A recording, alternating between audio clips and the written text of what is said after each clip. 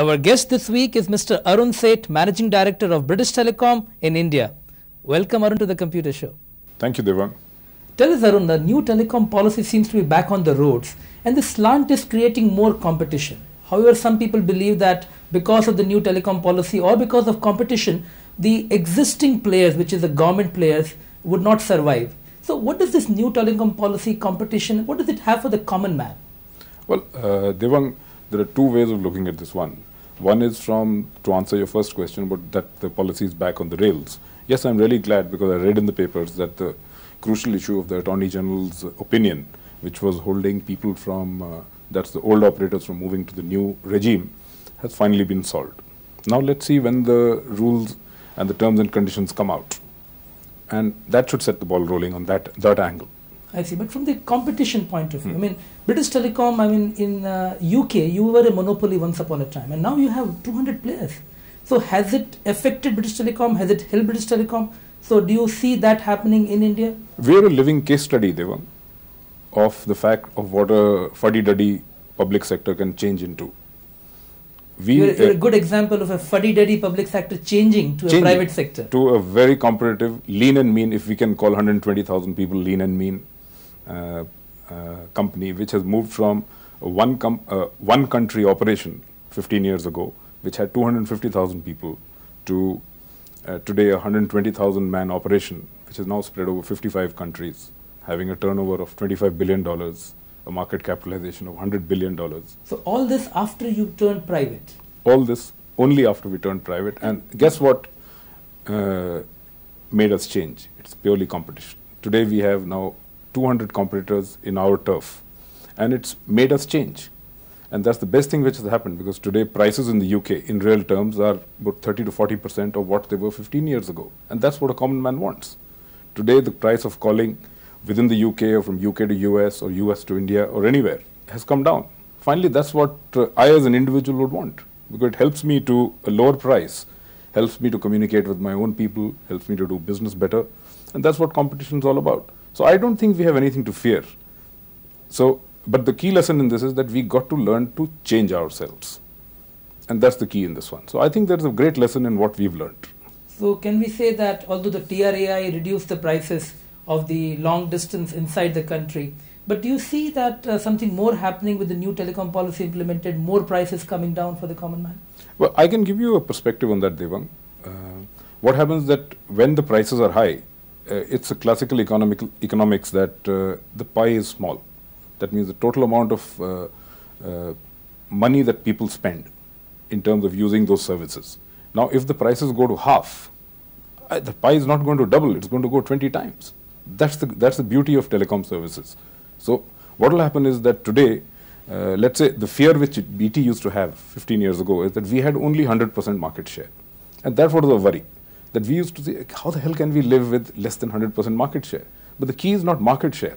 The key is, even though we have today maybe 50% or 60% of the UK's market share, but that 50-60% is 3 times of what we had 15 years ago. That's the secret. It's the volume is the you must look at the absolute amount, not at market share. That's the key. But do you foresee, for example, now that internet is getting onto India, we have over 250,000 connections. People are talking about internet telephony. Now, there is a fear again in the government here that if internet telephony really comes in, they would lose revenue, and they are not allowing that to happen. What is the case in UK? They allow internet telephony? Internet telephony is allowed in So what do you see happening It's allowed in most parts of the world. It's not a question of whether we should have internet telephony in India or not. It's only a question of when. So it's a question again of that volume and people unnecessarily fearing out of it. It's just a fear, and you got to have the right transition to that kind of regime. Internet telephony, there is a lot of belief that it is not such good quality and things still need to improve. You see that happening? The quality it is a fact that the quality of internet telephony is low. So for people who just want basic telephony, those are the people who use that. But for business, today nobody uses internet telephony. Sure, technology is moving in leaps and bounds, and maybe in a couple of years it will be so good that it will happen. The prediction, Dewang, is that today voice telephony, as we call it, is probably about 80% of the world's market. But in a few years, it's going to be more. Data is going to be more than 50%. That's the time internet telephony will be the order of the day. So how do you foresee that coming to India? Just change of government regulations, or technically things would have, because we still don't have enough infrastructure. Internet itself has not gone beyond metros or some major towns. You've just hit the right word. What we are missing here is just the word infrastructure. We may want all these services, but for all these services, you really need reliable and reasonably low-cost infrastructure. Now, the quality of infrastructure is reasonable, but it still has to improve. And for that, once again, once you have the opening of the long-distance telephony and maybe of international, you will find that a lot of people are going to invest in infrastructure here, besides the DOT.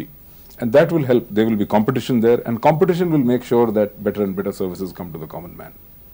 You know, now there is a new paradigm happening, the IT-enabled services, call centers, medical transcription, and we know British Telecom has done a lot of work in call centers. What is happening in India? I mean, is BT interested to help India in call centers, or do you plan to put your own call centers? What are the prospects? Let me give you the answer from a different perspective. Like you yourself are so involved with the software industry, which has been a great success for India. Call centers, to my mind, is going to be the second wave of successes which India will have, because India is in the right time zone. India has the best English-speaking population here, and once we can put in the right kind of infrastructure and change our regulations. Today, for example, inbound services or international toll-free numbers are not allowed. Once you have these kinds of services, you will find that there will be a huge involvement of call centers here. You must see when you have a software export factory here, you require people who are MCAs or engineers and so on and so forth. Now, those people look for great opportunities, they change their jobs. I believe that in the software industry, there is a turnover of roughly 30% every year. Well, now it is reducing because of Y2K. But and similarly, people leave, and there are a lot of new things happening. But these are really the elite of our country who are getting these particular jobs. But behind them, there are hundreds and thousands of graduates who can't be software developers. Now, once we set up the right infrastructure for having call centers in India, and the right infrastructure, to my mind, is like you have these export zones and software export zones. You should have call center kind of zones, because you need really reliable infrastructure for this. Yeah, there's a move to put up IT-enabled habitat parks. That's the right way to go. Absolutely the right way to go. In fact, in places like Singapore and Australia, you have things what are called call center hotels. For example, if there are companies who want to have, let's say, a 5-day advertising blitz, so they'll hire, let's say, 40 desks for 7 days, and you can have it. You can't do that in India. And rightly so. I mean, call centers can create umpteen jobs. I mean, one of the NASSCOM survey says 81,000 people can get jobs just in next 2 years.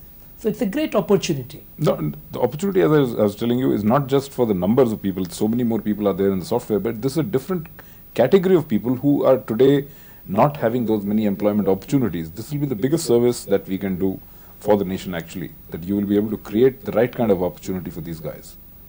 Tell us now, you are into, British Telecom is traditionally into telecom. Now you're talking about IT-enabled services. You have joint ventures here with Mahindra, which is the software exports. That's you have right. with Bharti, which is telecom, internet, e-commerce. Do you want to see this all convergence happening, and what are the future trends in this direction? I mean, all kind of things merging together. The information technology is now where telecom, computers, e-commerce is all getting together. I absolutely agree with you, Dewang. But what's happening is that there are trends which are international, which we cannot avoid. Internationally, what's happening is that all these services, whether it's fixed telephony or whether it's mobile telephony or internet or what have you, that's all becoming converged into one.